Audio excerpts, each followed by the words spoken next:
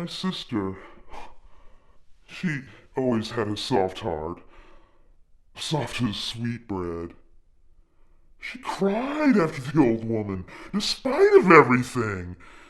Maybe because of everything. I remember holding her as she wept, both of us covered in soot, her fingers scalded from holding the oven door closed. After the tears, she was quiet. She trailed me through that awful house with its sweetbread walls and sugared windows.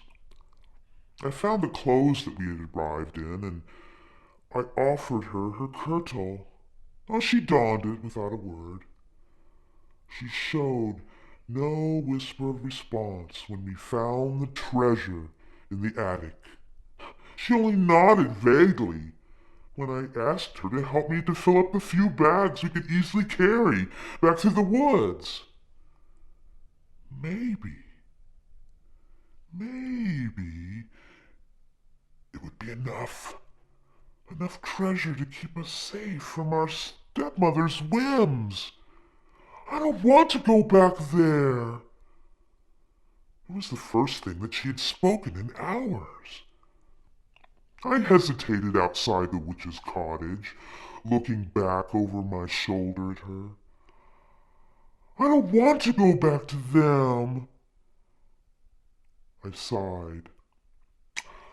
I don't either. But where else can we go? She wrung her fingers together in front of her skirt. Eyes downcast and her teeth digging into her lower lip. Eventually, though, she nodded. Fine. You're right. She looked back at the house. Wait a minute. There may be something in the kitchen that we can take. The kitchen? I repeated in horror, but she only nodded. Yeah. She didn't think that I paid attention, but I did, and I know which of her potions might be useful. If nothing else, we can sell them when we get back. I nodded slowly, following her back into the cottage, though I stopped in the open arch that led into the kitchen itself. She moved easily through that space, reminded me painfully of how long she'd been under the witch's thumb, while that horrid crone tried to fatten me up like a prize hog. Well, she collected some dozen bottles and vials and tucked them carefully in between the bolts of silks and satins that we had pilfered from the attic before returning to come and get the bottles. Okay, let's go. Though there was no trail this time, she seemed to know her way through the trees. I asked how. Once, when we paused to wait out the dark, well, she looked off into the distance and said that she just simply knew how. She just simply knew. As though the forest had spoke to her in a way that it hadn't before. I felt the first thrill of fear at that, but I knew that she was still so scared herself. I refused to let her see it. I tried to coax her into dreaming about what sort of life we might have with all the witch's pilfered treasure and managed to earn a wan smile. But it was cold and dark, and soon enough, we simply huddled together under a gnarled tree as we waited for the deepest part of the night to pass. When the grayish dawn of light of the new morning began to filter through the leaves, she was the first to stand. She had gone quiet again, and only answered me with faint hums and single words as we continued on our way. She seemed more comfortable to be leading us now, but something in the set of her shoulders reminded me of something. I just couldn't quite put my finger on it. Eventually, I lapsed into her silence. When the trees broke apart to reveal the familiar shape of our father's house, she froze. And then she broke into a run. I was only a half a step behind her. The door was already opening when we reached the stoop. Our father met us with arms open and tears in his eyes. He held us so close and apologized over and over again, praising the Lord's name. I embraced him in turn, but alongside the relief in my chest, there was an anger in my gut. It started as a spark, but over the length of our trek back through the woods, it had grown into a steady flame. I met my sister's eyes over our father's shoulder, and a chill ran through me. If my anger was a flame, then hers was dead cold of the coldest, darkest winter. Our father explained that our stepmother had been stricken ill not long after we left. She was in her room now, sleeping, and had been for days. He did not expect her to recover, though he did follow the physician's orders as best as he could. Perhaps she shall rally to see you, he offered us hopefully. When neither of us answered, he sighed and dragged a hand down his thick beard. There was more gray in it than I'd ever remembered. I know that you must be angry with me. With us, he told us wretchedly. That I could lose track of you so easily. It's unforgivable. I failed you as a father. I'm so sorry I lost track of you. Lost? I started slightly at the sharp edge of my sister's voice. Our father did too. She'd always had a soft voice to match her heart. We were lost, she repeated, staring at him intently. Our father stared back, eyes wide with a hint of fear. Lost, he confirmed at last. I dropped my eyes, unable to continue looking at him. My sister did not. Abruptly, she stood from our small table. Well, then, we must go see her, shall we? I blinked, startled, both by the sudden movement and the conviction in her voice. But I followed her into our stepmother's bedroom. The flame of rage flickered a little higher in my chest. Yes, I found myself that I could not make myself move more than 2 steps inside the door. My sister knelt beside that hateful woman and smoothed a hand over her brow in a gesture so tender that it made me want to break something. Here. She tipped one of the witch's vials against her lips. Take this remedy, mother dear. It will help you. I almost reached out to stop her. But As though she sensed the movement, she held a staying hand back towards me. When the vial was empty, she stood and brushed her hands down the front of her skirt.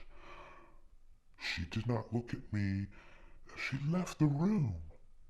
I hesitated a moment longer behind her, staring at the woman who had left us to the wood and the wild. Already her breathing seemed easier. Anger and love for my sister warred, two flames in the center of my chest. I can't believe what she just did. She had always borne such a soft heart. I can't believe what she just did. Her stepmother was awake and lively within a day. Though shocked by our return, she was mollified enough by the offerings of treasure that we had stolen away with, and she simpered and even summoned up some mawkish tears through which to tell us that she was so sorry that we got lost in the woods. My rage burned hotter, and my sister grew colder. "Oh, we should celebrate your return!" our stepmother exclaimed, a shawl wrapped around her shoulders, but no other sign of her illness remaining. "And what do you wish for your suppers, my darlings?" "Sweetbread." I jerked around to stare at my sister, eyes wide and my mouth agape. She did not so much as glance at me, but I felt her hand take mine under the table and give it a squeeze. She smiled at our stepmother. In my throat it went dry. "Oh, but you're still recovering, stepmother, mother dear." "Oh, I feel quite well, all things considered. I'll gladly make you some sweetbreads, darlings." I could have stopped her then. I could have clutched her hand in mine and maybe pulled it towards me and dragged us out. We could have taken the treasure and laughed. It had been foolish of me to think that there was nowhere for us to go. I mean, we might go anywhere. Seeing our father again and hearing him refuse to admit what they had done made me sure of that. My sister looked at me just for a moment, and the ice in her gaze froze me right to my chair. She was not looking for permission, but I nodded shakily anyway. Our stepmother exclaimed, "Oh, what a kind girl you are!" She was as she moved into the kitchen. She was so cloying. Ugh. Just like the cloying smell of baking sweetbreads. It was almost all I could do not to gag. Well, my sister, she served the plates while the bread was still steaming gently, even drizzling the last of our honey stores over our parents' portions. "We can always get more at the market now," she said with a hollow little laugh, referring to the treasure that we had brought home. Our stepmother agreed happily, though our father, he hesitated a moment before doing so himself. He was watching my sister with a faint wariness as she took her seat beside him. "Well, go on. Go on then. Eat up." Well, they did, and we sat in silence. It took our stepmother first. A faint cough, a furrow in her brow. She looked up with confusion, which changed quickly to a horrified realization as she stared at my sister. You! You! Her father choked, red spattering his lips. I had to look away, squeezing my sister's hand tight where she had once more taken it beneath the table. We were desperate, he strangled, reaching out for me pleadingly with his hand. I didn't want to do that, and she made me do it.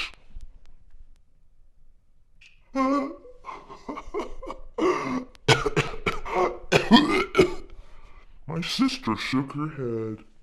You mean you let her?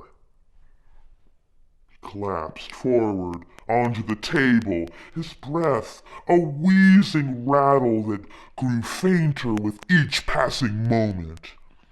Her stepmother tried to lunge at us, but her legs gave out and she sprawled across the floor, a scarlet trail, like candied jam, trickled from the corners of her mouth. You, she gasped, glaring. You little witch. They both began to start convulsing. I buried my face into my sister's shoulder. I could feel her stroking my hair, even without raising my head. I knew she did not look away. She didn't look away until their last breaths faded into silence. And then she simply stood up, her hand still in mine. We were both silent as she gathered up our bags, still unpacked, by the front door, and stepped out into the cool evening. You afraid? Yeah, I said. She smiled at me, squeezed my hand again, and all I felt was cold. You don't need to be afraid. I will protect you. My sister has always had a soft heart. Soft as poisoned sweetbread.